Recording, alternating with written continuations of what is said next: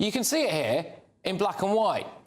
When deciding on sentencing, the magistrate should take into consideration if the guilty party is, and I quote, from an ethnic minority, cultural minority and/or faith minority community. I mean, why? What does that mean? We're going to do things differently. We're going to tell the truth, even when they are hard truths.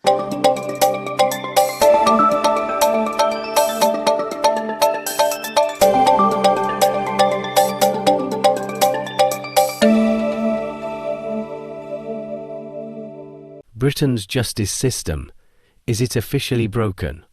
Has the rule of law been shattered into a two-tier system that punishes some while protecting others?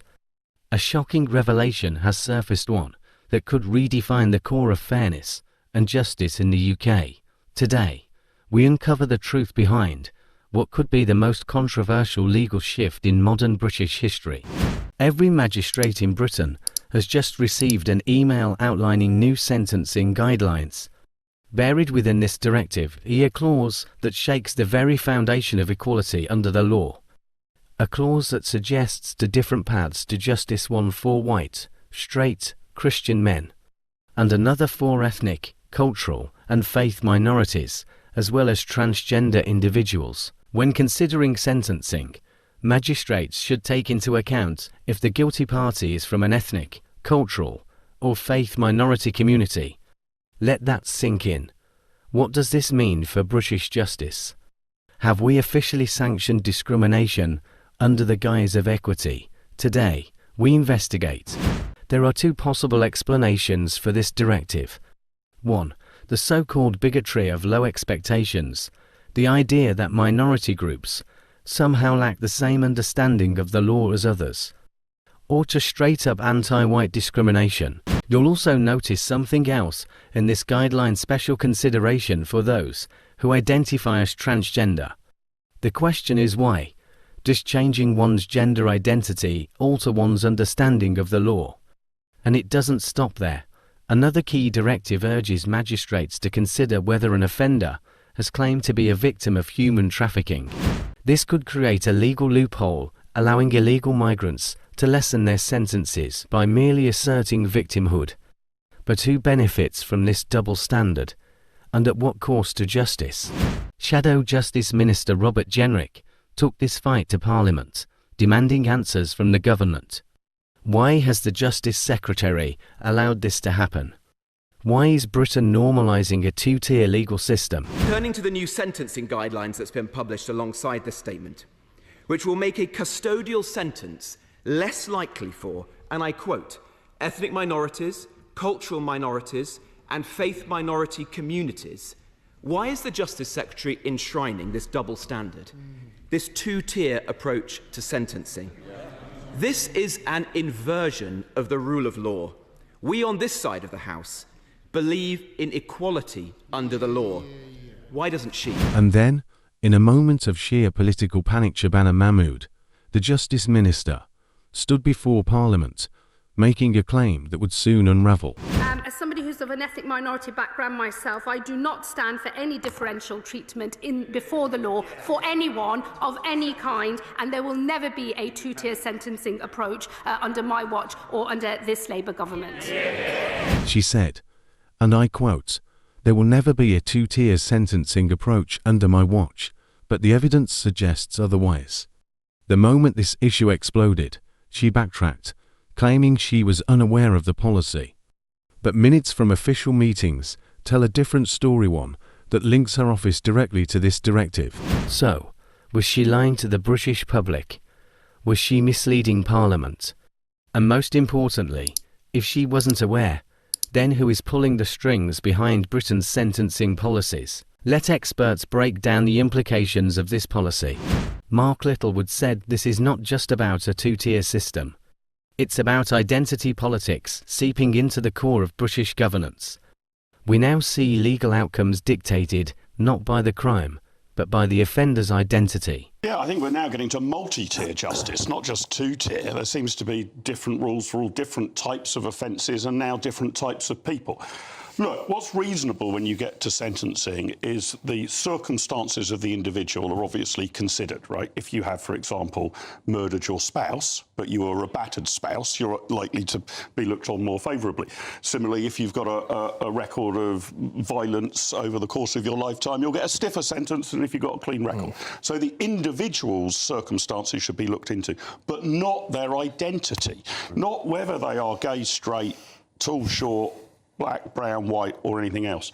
So I think this is a worrying move. We'll see what the impact of it is. Congratulations to Robert Jenrick for getting on top of it.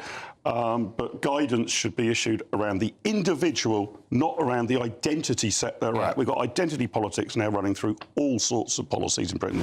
Adam Brooks said, as a straight white male, I've felt targeted for years. Now, it seems our own legal system is confirming those fears. If you're a white, straight, Christian man, the justice system is stacking the deck against you. I've felt targeted for the last few years in this country. You know, Keir Starmer's calling us all far right in the summer, and now our courts possibly would rather send us to prison than someone from an ethnic background or is trans. Skin colour, religion, sexuality, or the way you choose to identify should have no bearing on whether you go to prison or not. And I believe this was under consultation when the Conservatives were in power. I think, who is it that... it was in 2023, I think. Dominic Raab and Alex Chalk missed it possibly under consultation. But this Labour government have allowed it to go through. She's got big questions to answer. They're either inept or they agree with this anti-white racism. Stella said, but let's take a step back. Institutional racism has existed in this country. It's undeniable. The statistics show that ethnic minorities have historically received harsher sentences. Is this an overcorrection? Possibly. But the intent is to create a fairer system. It wasn't saying that they're going to. It wasn't saying. It wasn't, Patrick. It wasn't saying that they're going to receive a lighter sentence. It was saying that their background is going to be taken into consideration. Consideration. Okay.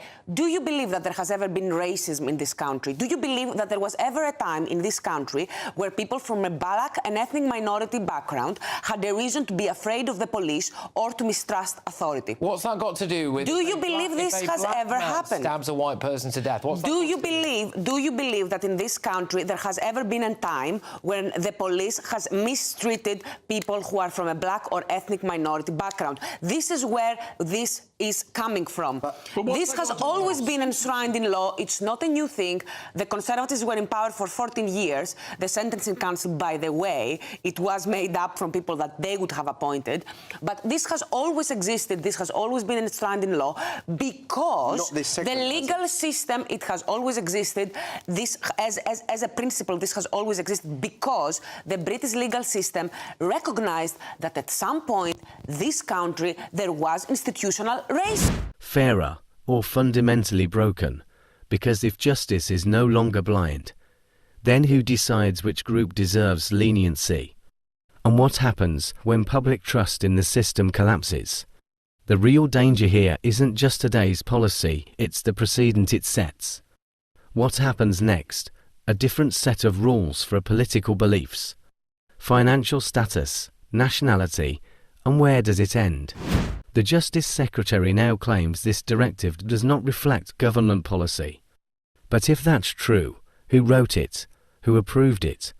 Who is responsible for this radical shift in Britain's legal system? Britain, it's time to wake up. Is this the future you want for your country? A justice system that picks winners and losers based on identity rather than actions? Let us know in the comments below. Do you think this policy should be reversed? Should the government be held accountable for this directive? We will keep exposing the truth, because justice should be fair. Justice should be blind, and Britain deserves better.